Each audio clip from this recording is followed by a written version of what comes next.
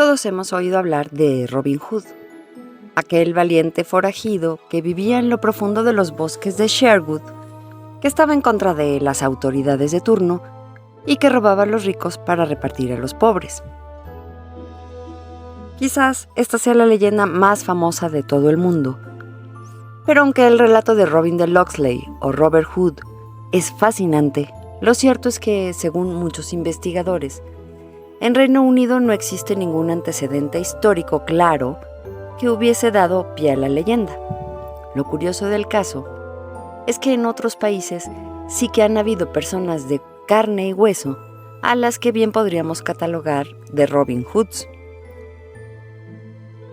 En España tenemos, por ejemplo, a Lucio Urtubia, un militante anarquista cuya interesante personalidad oscilaba entre Robin Hood y Don Quijote. En Argentina estaba Juan Bautista Bairoleto, el Robin de Mendoza que dominaba con gallardía la Pampa. En Colombia, el controvertido Pablo Escobar, quien para muchos fue una especie de héroe. En Perú, tenían al arrojado Luis Pardo Noboa, y en México contamos con Joaquín Murrieta y con el simpático Jesús Arriaga, mejor conocido como Chucho el Roto. Todos ellos merecen un programa especial. Su rebeldía y hazañas marcaron un antes y un después en la historia de sus respectivos países y del mundo, como en el caso de Escobar. Sin embargo, en esta ocasión me quiero concentrar en un Robin Hood que se sale completamente del esquema, porque más bien se trata de una versión femenina del icónico personaje. Su nombre era Leonarda, y era una chica que nació en Querétaro, a la que apodaban como Carambada. Muchos conocedores me dirán, ay madre, pero si Carambada es tan ficticia como Robin de Locksley. Algunos sesudos historiadores ya han desmentido su leyenda, dejando en claro que el relato es muy bonito, pero no deja de ser un simple cuento. La cosa es que los historiadores que han declarado esto en realidad se equivocan. Carambada existió, y si hacemos caso a lo que decían los periódicos de la época, su verdadera historia es incluso más interesante de lo que cuenta su propia leyenda. ¿Quieren conocerla? Acompáñenme que se los cuento.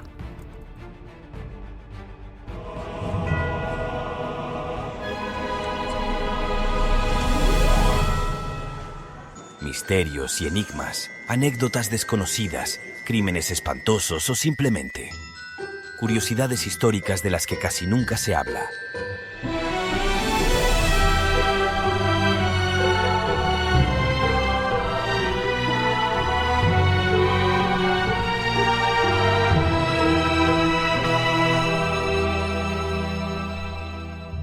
Extraña historia. Hola, ¿cómo están? Mi nombre es Madel y me da mucho gusto darles la bienvenida a La Extraña Historia. Para desmentir o afirmar una leyenda, el primer paso es conocer el relato original. En este caso, la primera persona en hablar de Carambada fue Valentín Frías, un escritor costumbrista y considerado como el padre de la historia queretana. Y lejos de lo que se cree, Valentín no escribió el relato para un libro, sino para un periódico. La primera vez que habló de Leonarda Martínez fue en un sencillo artículo publicado en El Tiempo Ilustrado el 17 de mayo de 1896 e iba firmado por un tal Alter que no era otro que el seudónimo que utilizaba Valentín Frías en aquellos entonces. Y verán, no seré yo quien les relate lo que escribió en aquella famosa columna. Mejor pidámosle al propio Valentín Frías que desde el más allá nos cuente la historia.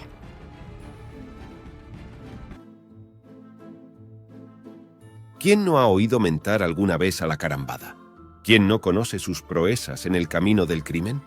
Mas si alguno de mis benévolos lectores desea conocer a la protagonista de mi relato, présteme su atención y retrocedamos a mitad del siglo XIX. Estamos en el apogeo de las revoluciones por las que el país sufrió tanto, debido a la indisciplina de los 1000 partidarios que se devoran y a la desmoralización de los pueblos sin gobierno. De cada pueblo se levanta un guerrillero, pronunciado o chinaco, con un pelotón de gente perdida que, proclamando religión, se dedica al pillaje y saqueo, asolando los puntos en que va tocando, dejando por huella incendios, ruinas y sangre. Tal es la desgraciada situación de nuestro país en esta época, en la que nuestra protagonista entra a figurar en la carrera del crimen.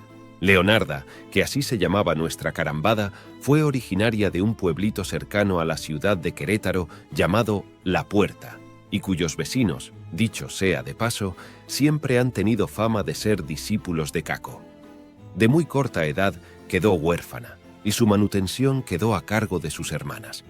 Muy temprano se entregó a la crápula y los vicios, y por ende no era extraño verla en sus excursiones nocturnas en compañía de los cacos sacándose los caballos o los bueyes de los ranchos vecinos. Antes de continuar, creo indispensable darla a conocer a mis lectores hasta en sus mínimos detalles físicos y morales. Leonarda era chaparra, demasiado trigueña, de cara ancha, con una cicatriz en el carrillo izquierdo, de pelo negro y ojos vivarachos, gorda y de levantado pecho. Su carácter era jovial y franco y de un ingenio poco común.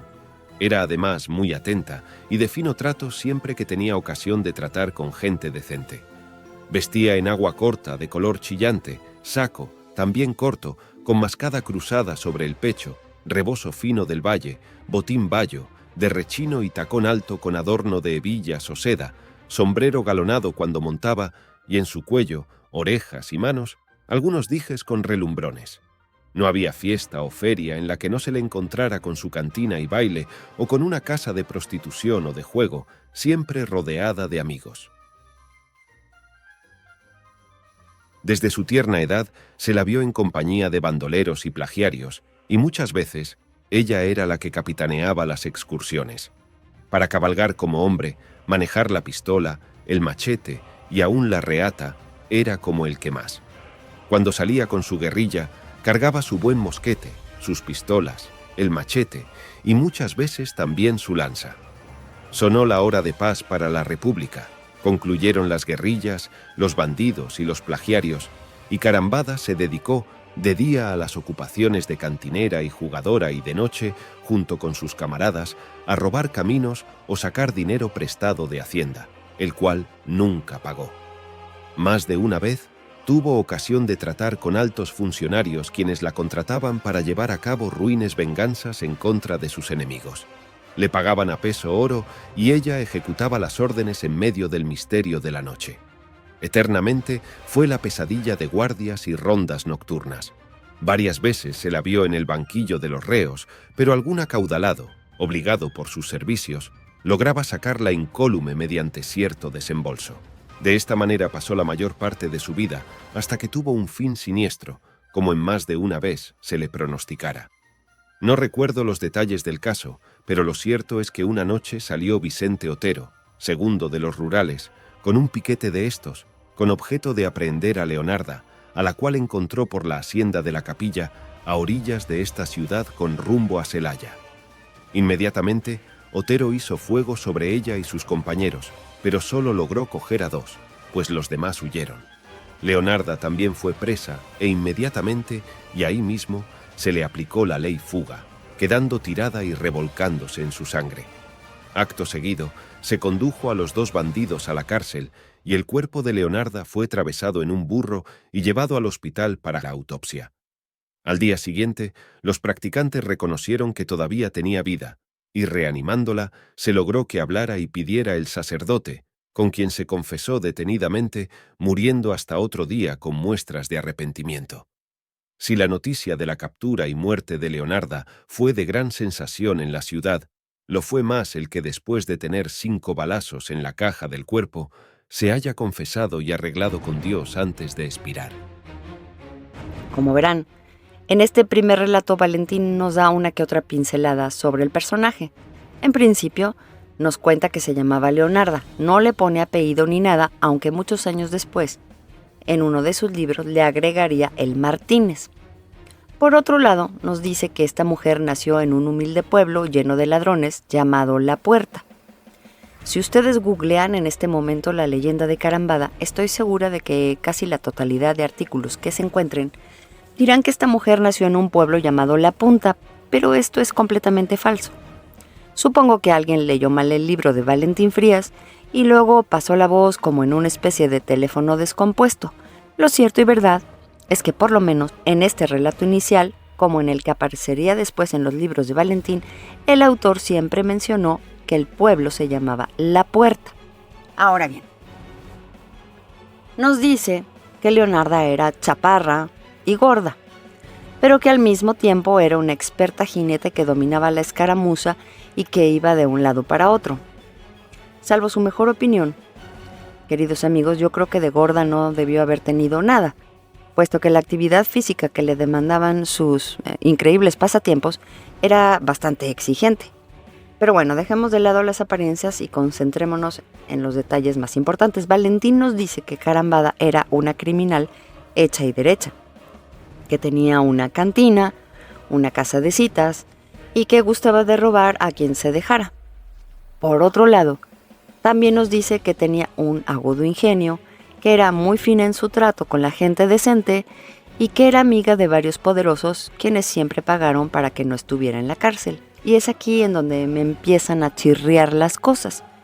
Una chica huérfana y pobre de un pueblito ubicado, vayan ustedes a saber dónde, que dirige una cantina, una casa de citas y que además es una ladrona consuetudinaria, de pronto y no sé en qué arte se convirtió en la invitada especial de los más ricachones de Querétaro, particularmente de las mujeres quienes la consideraban una persona muy fina. Estoy segura de que Carambada era muy inteligente y que podía hacer lo que se le pegara la gana, pero no me checa su perfil criminal con la amistad que mantenía con la gente poderosa de la ciudad. Como que aquí hay algo que no cuadra, ¿no creen? Para enredar aún más las cosas, resulta que en 1941 un tal Joel Verdeja Souce, que en realidad era un seudónimo, escribió una novela titulada como Carambada, una realidad mexicana. Y la historia que ahí cuenta es completamente otra. Verdeja Souce dice que Carambada no se llamaba Leonarda Martínez, sino Olivera del Pozo. No era de ningún pueblo llamado La Puerta, sino de la hacienda del Batán. Tampoco era ni chaparra ni gorda, sino hermosa. Supuestamente nació en una familia importante de la época y su infancia fue muy feliz hasta que la desgracia tocó a su puerta. Su padre murió peleando contra el ejército gringo y su madre sufrió indecibles vejaciones a manos de soldados. Es por ello que casi loca y con una depresión importante, la madre de Carambada se va a vivir con ella a París.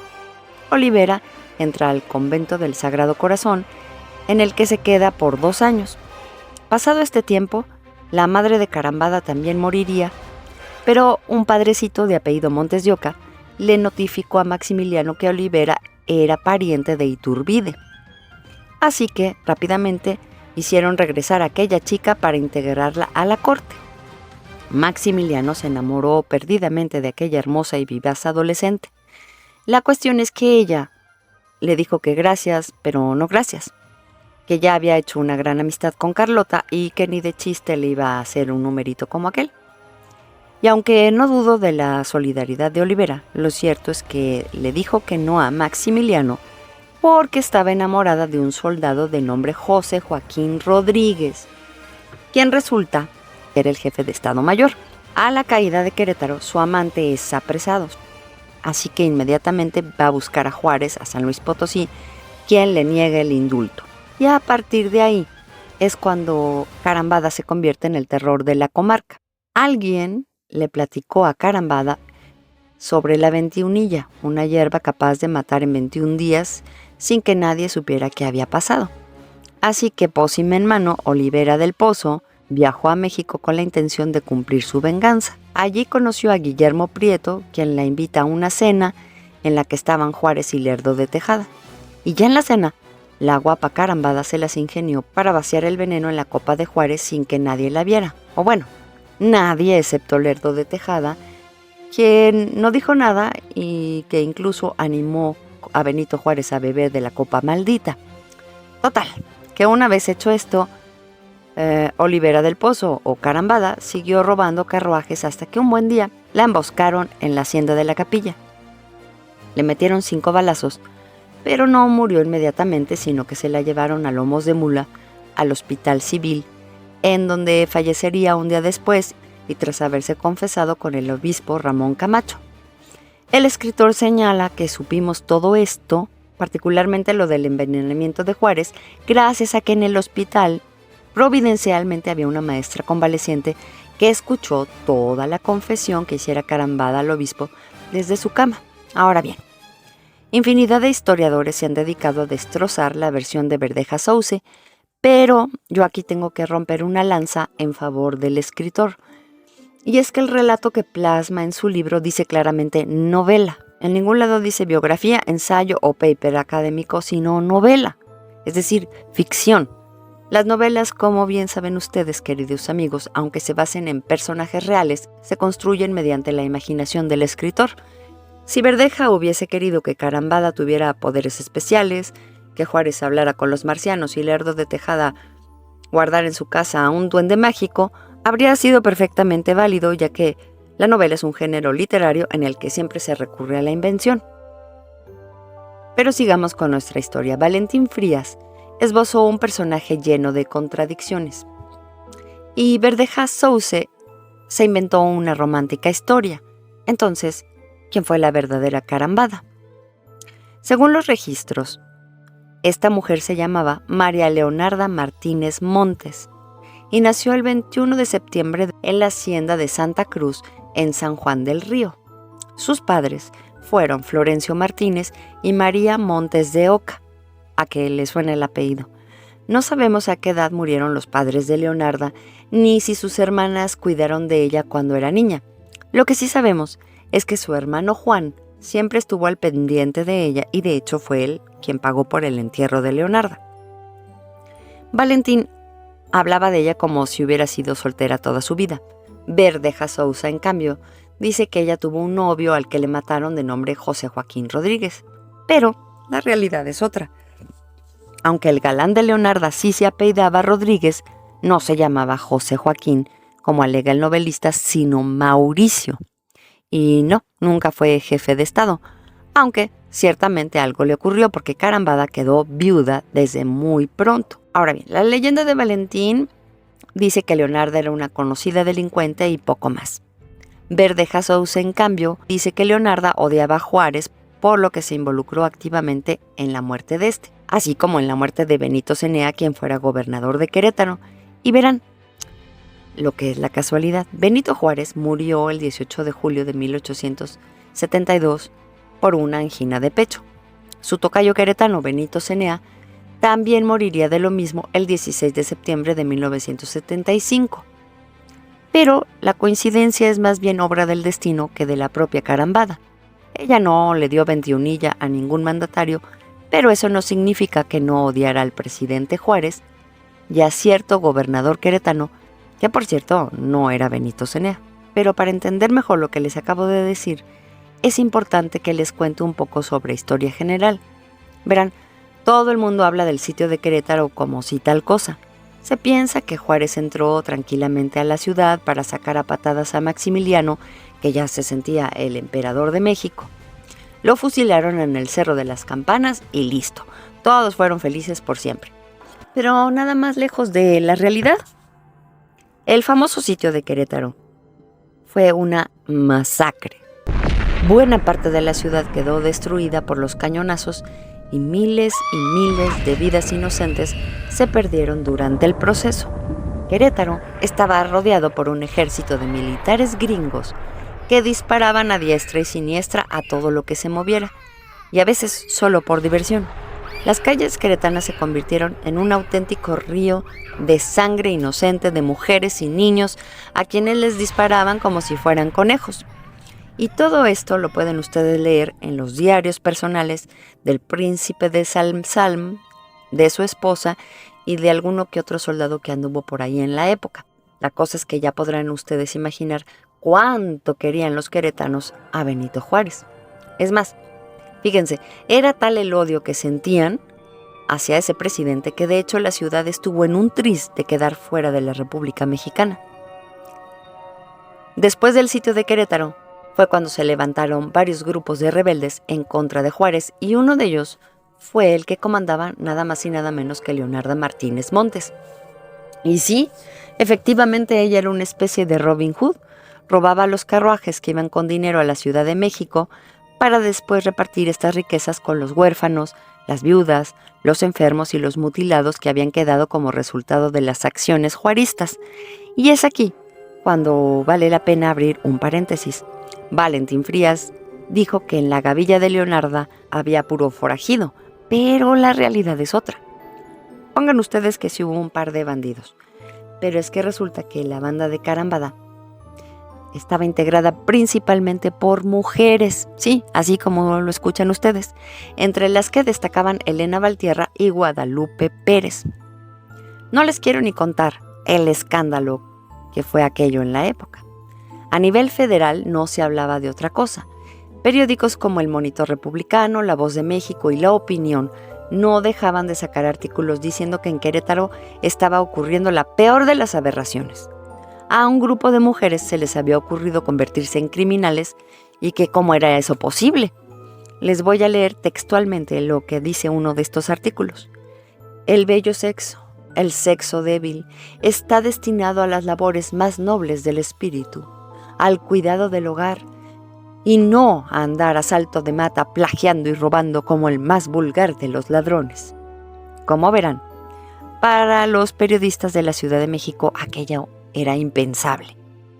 Y luego ocurrió lo otro, verán, Benito Juárez nunca se caracterizó por sus buenas ideas.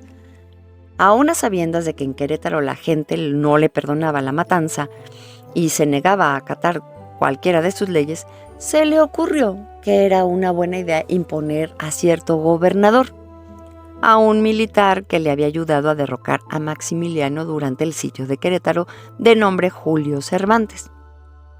Personalmente, creo que el tal Cervantes era un buen hombre con ideas interesantes, pero Carambada pensaba muy distinto que yo.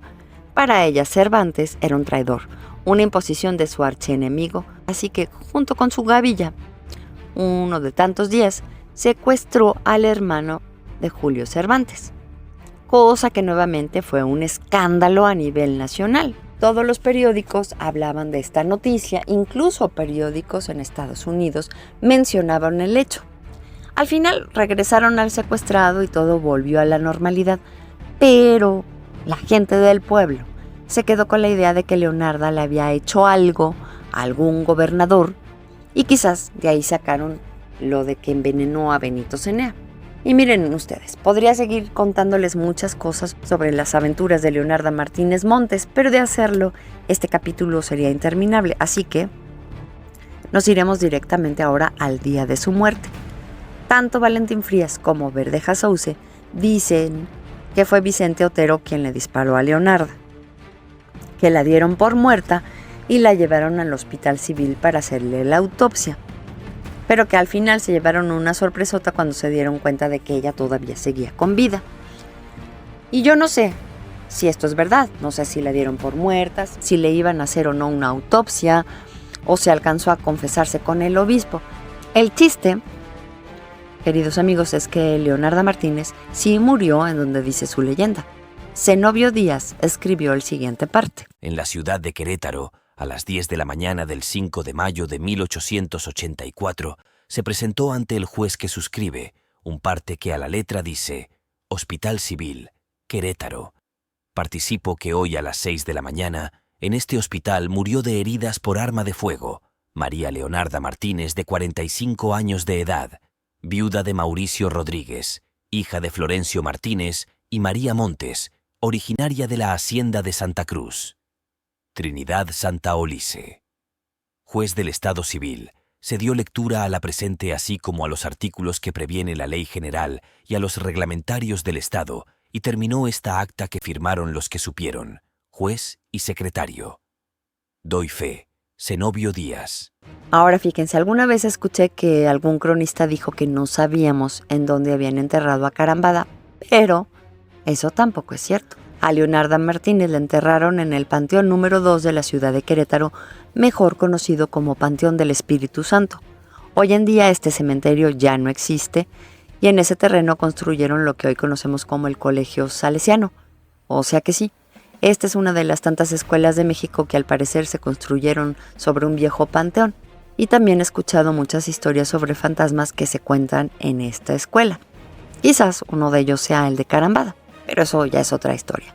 Y bueno, después de todo lo que les he contado, al final podemos concluir que Carambada existió realmente, que era de San Juan del Río, que era de buena familia, que debió haber tenido cierta educación, pero que era una rebelde consumada, que odiaba a Juárez y que gustaba de arruinarle los planes constantemente. Le robaba efectivamente las riquezas que iban para la Ciudad de México y sí, las repartía con los pobres. O sea que encaja perfectamente en la descripción de una Robin Hood. Pero bueno, yo me despido y los veo en el próximo relato. Hasta pronto.